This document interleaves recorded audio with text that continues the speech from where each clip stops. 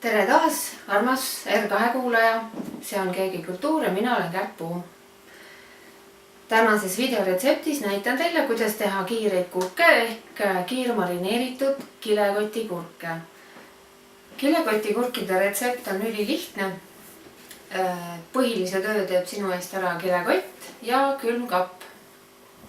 Kõik koostisosad on meil nüüd siin laua peal ilusti olemas. Siin on kurgid. Siin on sinepiseemned, meil on sool ja siis on see punt, mis saab osta turult mõne euro eest ja siin sees on nüüd kõik olemas, mida selle üldse marineeritud kurkide jaoks vaja on. Meil on siin küüslauk, tillivarred,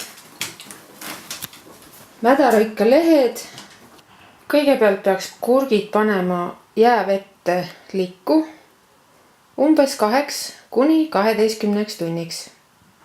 Kurgid võiksid olla kõik pigem ühesuurused ja pigem sellised väiksemad, et nad ühtlaselt kõik selle marinaadi endasse imeks.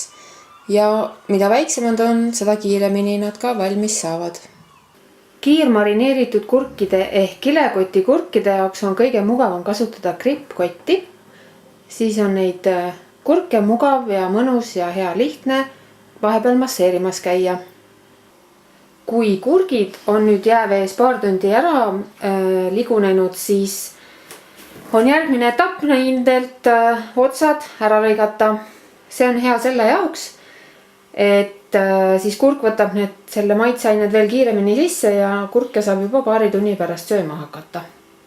Kurgid kotti koos maitseainetega mudime läbi ja paariks tunniks külma. See ongi nüüd viimane etapp. Kurgid on kilekotis, ilusti läbi masseeritud.